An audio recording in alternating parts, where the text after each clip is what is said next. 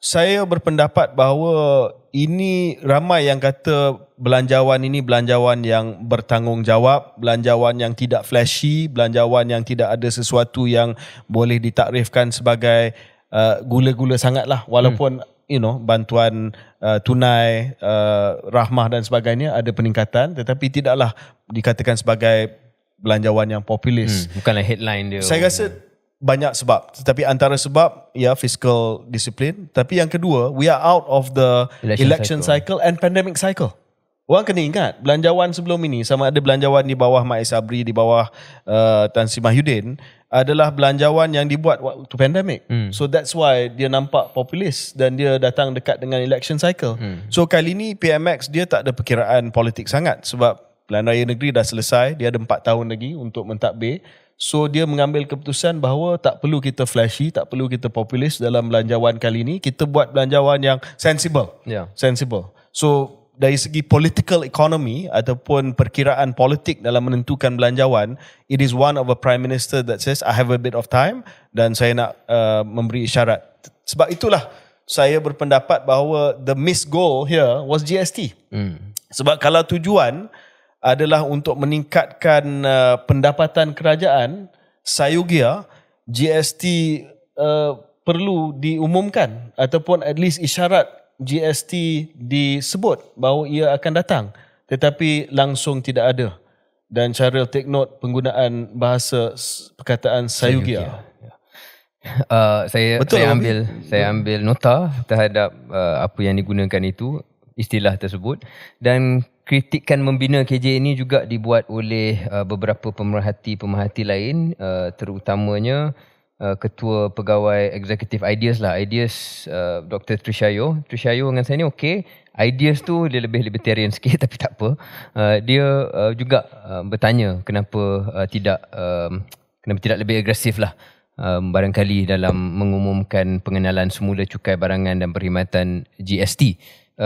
Dan KJ berkenaan dengan sensible budget ini disebabkan di luar pandemik, di luar election cycle. Ini satu poin juga yang penting, dan saya rasa PMX berada dalam kedudukan yang dia boleh buat perkara ni kerana pengangguran berada dalam keadaan yang rendah, lebih kurang sama dengan pra-pandemik. Soal inflasi pun walaupun risiko masih ada tetapi agak terurus.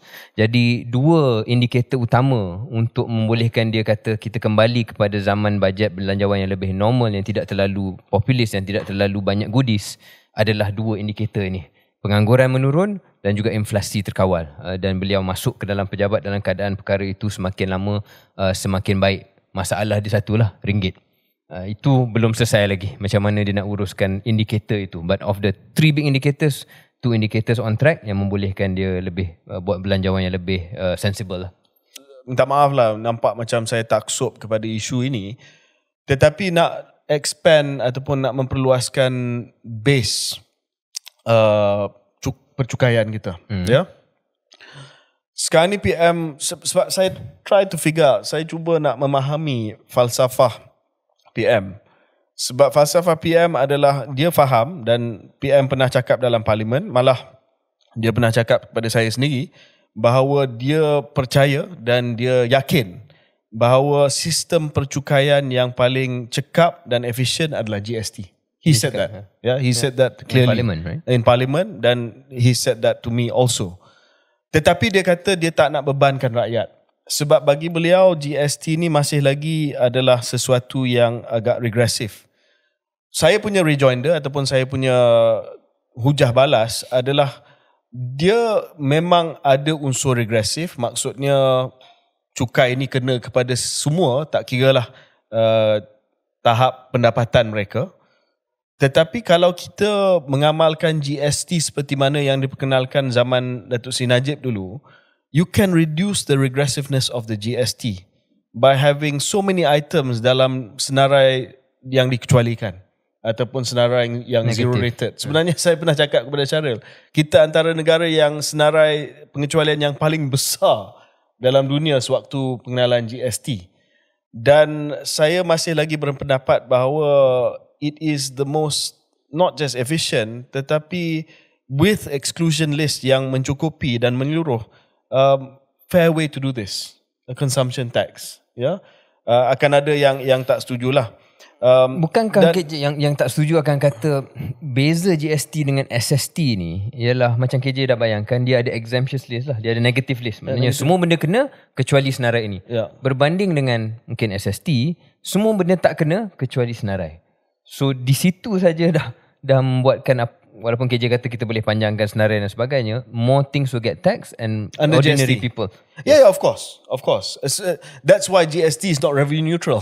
That's why daripada peningkatan SST ni, kerajaan telah umumkan bahawa at best they're going to get 3 billion. 3 billion extra. Tapi kalau you introduce GST, it's going to be more than 15, almost 20 billion. Of course lah. But that's all about sharing in economic development. Ya, dan saya berpendapat bahawa at some point mesti diperkenalkan GST, which brings me to a political point, Syaril, dan bawa saya kepada point politik ini.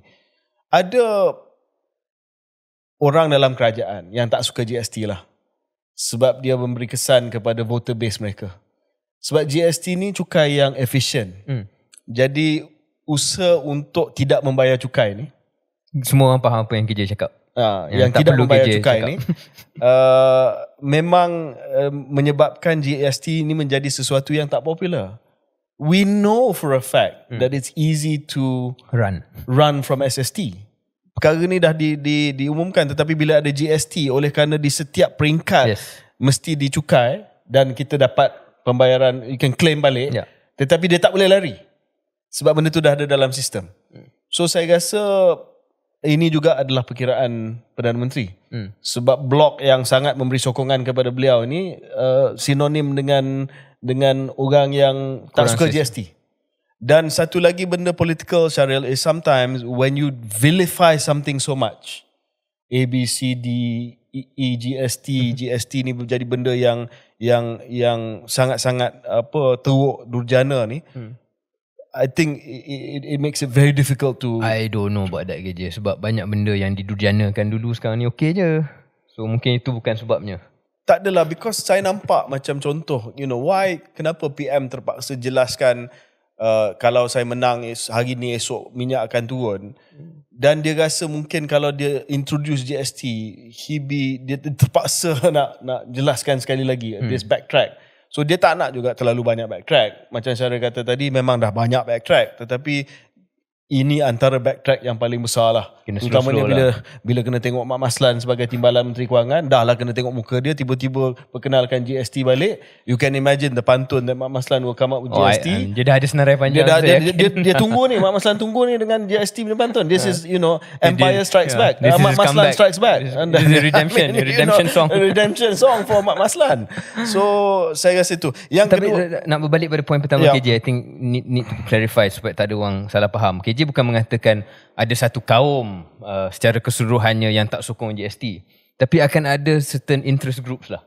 Ada certain kelompok-kelompok kecil yang mungkin memang lebih selesa dengan sistem percukaian yang sedia ada sebab mudah untuk mengelak.